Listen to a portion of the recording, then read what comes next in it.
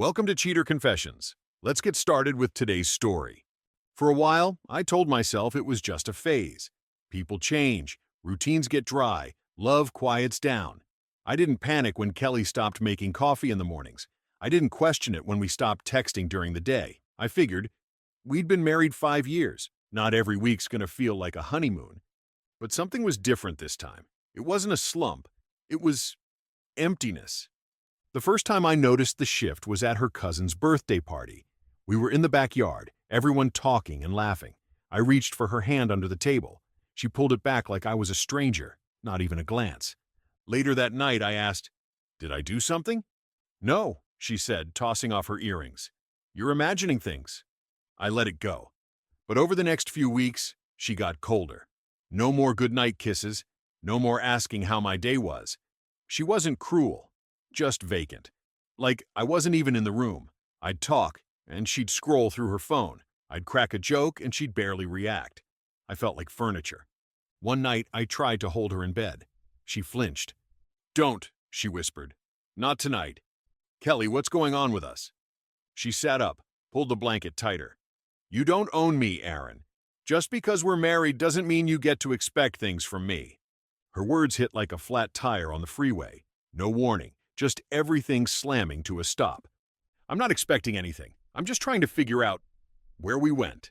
She didn't answer, just laid back down, turned away, and muttered, "Go to sleep."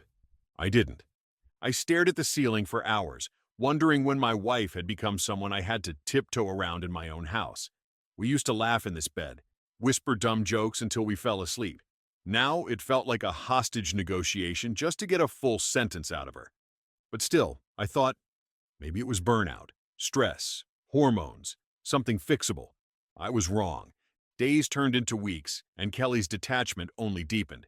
She'd leave early for work, come home late, and barely acknowledge my presence. The warmth that once defined our relationship had vanished, replaced by a cold indifference. One evening, I prepared her favorite meal, grilled salmon with lemon butter, roasted asparagus, and garlic mashed potatoes. I set the table, lit candles, and waited. When she finally walked in, she glanced at the setup and said, "I already ate at the office." "I thought we could have dinner together," I replied, trying to mask my disappointment. She shrugged. "I'm tired, Aaron. Maybe another time." I watched as she retreated to the bedroom, leaving me alone at the table. The silence was deafening. Determined to bridge the growing gap, I suggested a weekend getaway. "How about we get out of town for a couple of days? Just the two of us." She didn't even look up from her laptop. "I have deadlines. Can't afford to take time off right now." "We need this, Kelly.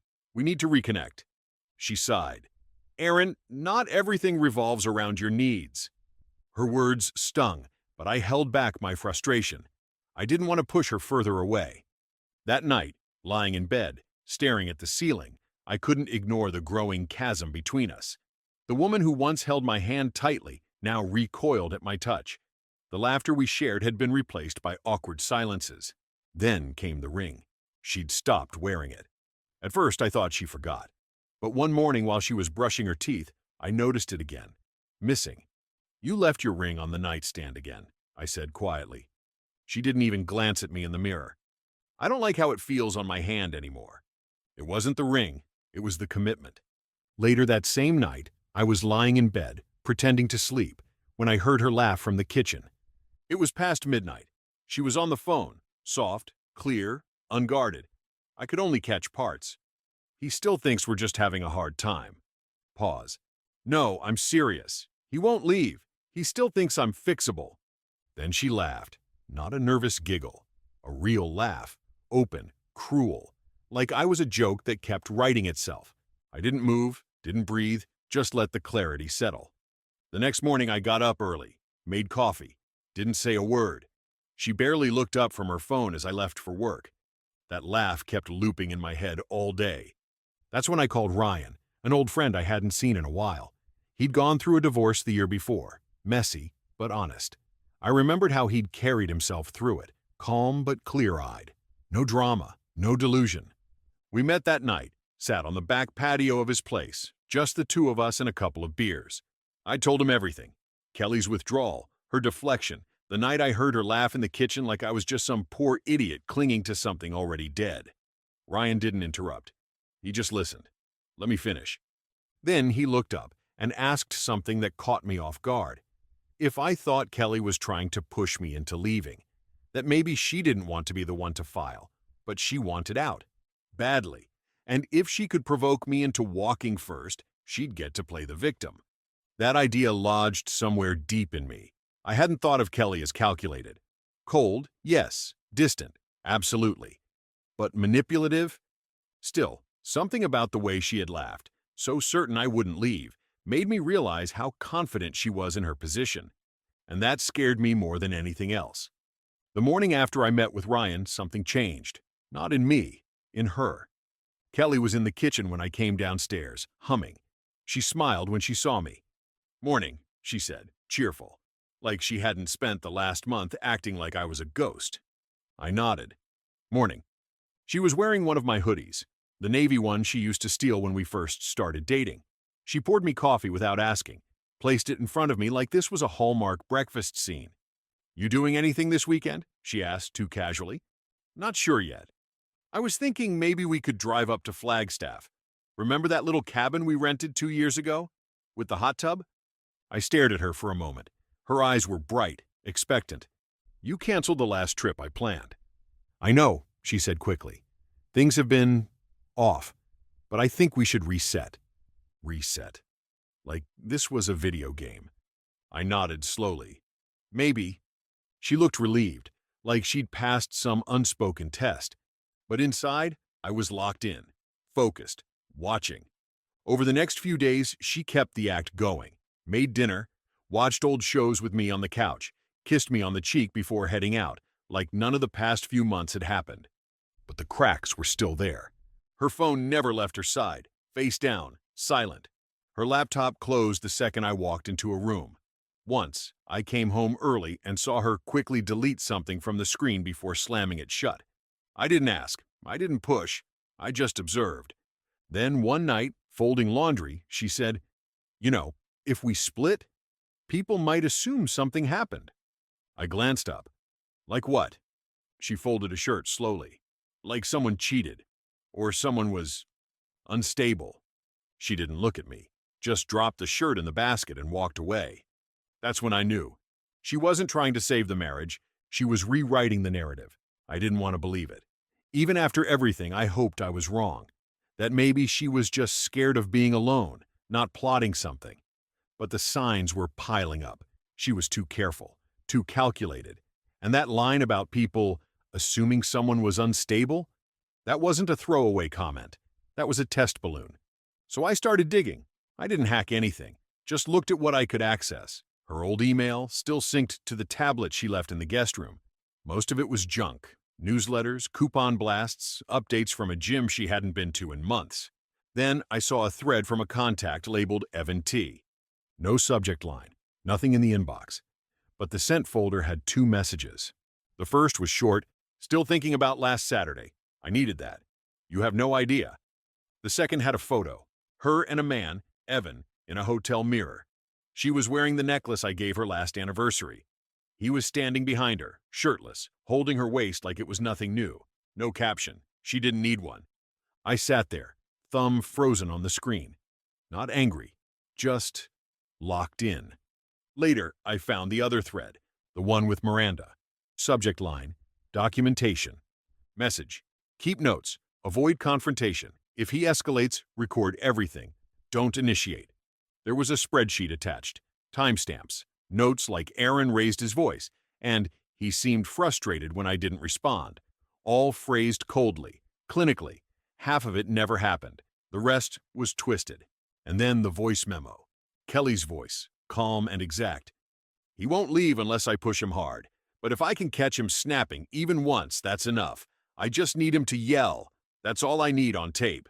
That's when the last piece clicked. She wasn't just checked out. She was cheating. She was done.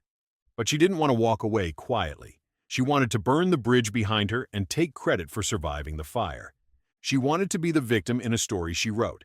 I didn't storm in and confront her. That's what she wanted. I didn't ask how long it had been going on. I didn't need to. It was all there. Her words, the photo with Evan, the receipts buried in her deleted files. And after everything she'd already done to frame me as the problem, the affair wasn't the cause. It was the confirmation. That's when I made the decision. No more waiting. No more second-guessing.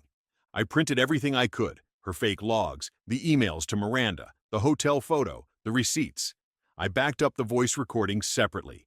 Then I contacted a lawyer and had the divorce paperwork drawn up. Clean separation, no alimony, no abuse claims, no shared assets. We had a prenup, signed before the wedding, airtight. She wasn't entitled to anything unless she could prove fault. That's why she built the story. That's why she needed me to snap. I didn't give her time to prepare. The next evening I waited until she came home. She was humming, carrying a bag of groceries, acting like the last 3 months hadn't happened.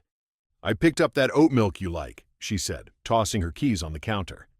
I sat at the dining table, folder in front of me. "Sit down," I said. She looked at me, confused. "What's going on?" I didn't answer, just waited. She sat across from me slowly. I opened the folder, turned it toward her.